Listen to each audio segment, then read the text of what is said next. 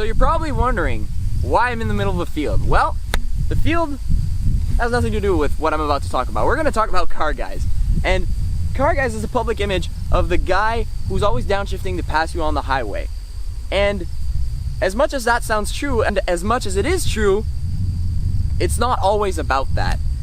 When I'm talking about Car Guys, I'm talking about the passionate people, the people who know what they're doing to their cars, and they really are able to portray themselves through the image of their car. And this video is about that.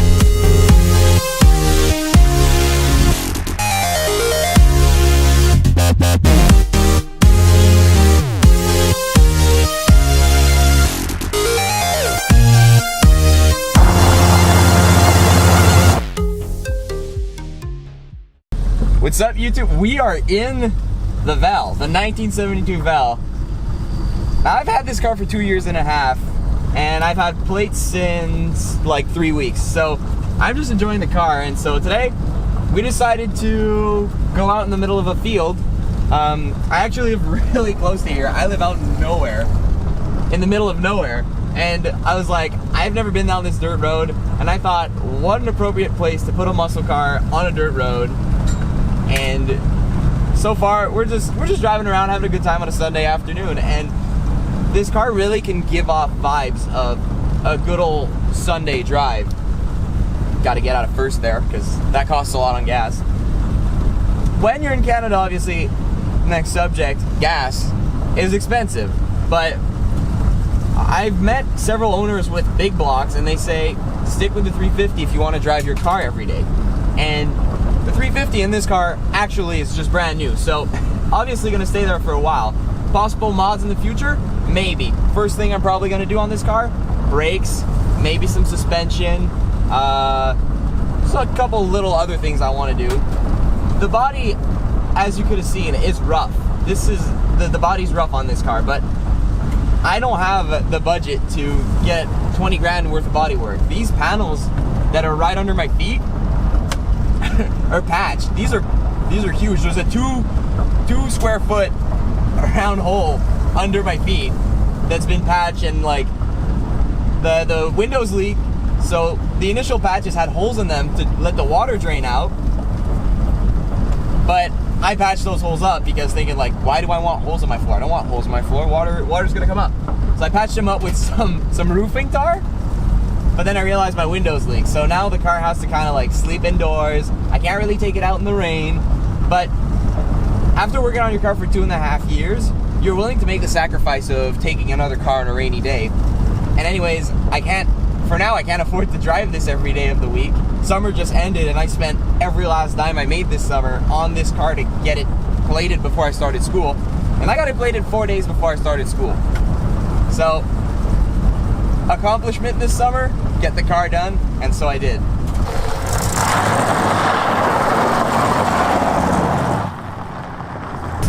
So this car is a lot of fun in itself, but there's also something really cool that came up also, is I've been getting so many thumbs up everywhere I go. I'm getting the muscle car wave, so when somebody else goes by me and he's driving a muscle car, sticks their hand out the window, I do the same, and just showing up to a light sometimes and revving with your fellow mates with a V8, making a little bit of noise, never hurts. And at gas stations, multiple people have stopped to take pictures and say hi, and the people who ask about the car are the people I really like talking to, and they're the people I'll talk to more in the future. Oh, big bumps. Well, these cars are known to be quite floaty. Those were really big bumps, but at the speed we're going at, we're floating quite nicely above them. And that's the thing with these old muscle cars. Off-road like this, you're actually much more comfortable, I feel, than you are in a modern car, where the bumps translate to you a lot more. In this car, you have a whole bunch of frame flex, body roll. The whole thing flexes before it makes its way to you. So that adds up to a really, really comfortable ride in these old V8s. And we got train tracks coming up, and I don't know if I can make it across them. So we're about to see. Are there any trains? The gates aren't moving. Oh geez. Oh my god. Okay, we're gonna swerve these. Holy crap. Okay, we're doing good. I haven't torn my exhaust off. We are in business.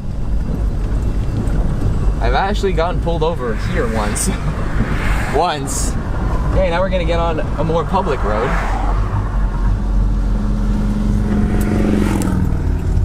We're gonna try not to do a burnout. Okay, here we go, after the motorbike. And it's Peppy! Hey, we're at the speed limit. So reaching the speed limit in this is actually quite fast. Are we in the right gear? Yes, we are. Okay. We've got some aftermarket parts in here. A little bit of tuner stuff. We got a wideband going on, so I know how much air and fuel is going through my motor. And we have the tach, because in 1972, the stock gauges were this speedometer that works fabulously and is precise to the kilometer.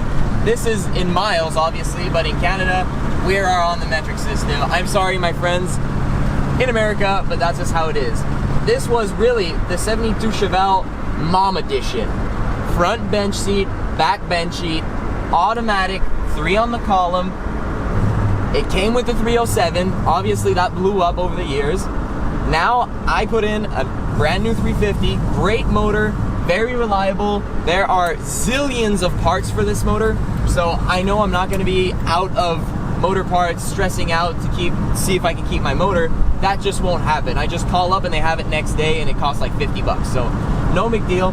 Heater works in this car, and like I said, mom car, no options. It's got driver mirror, center mirror, no passenger mirror on that side. And there is the option for a clock right here. It's not even there. So this car is very, very basic, very rudimental, but I think it just adds to a much more pure driving experience, and you're able to concentrate on the little things that are going on.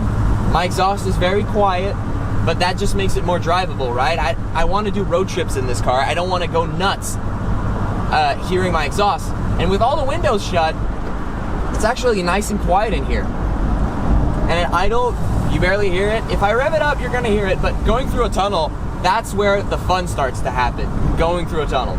Obviously, the tunnels are awesome.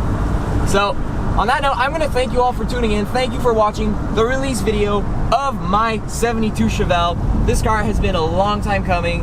I am glad to be driving it. I'm glad to be perfecting it.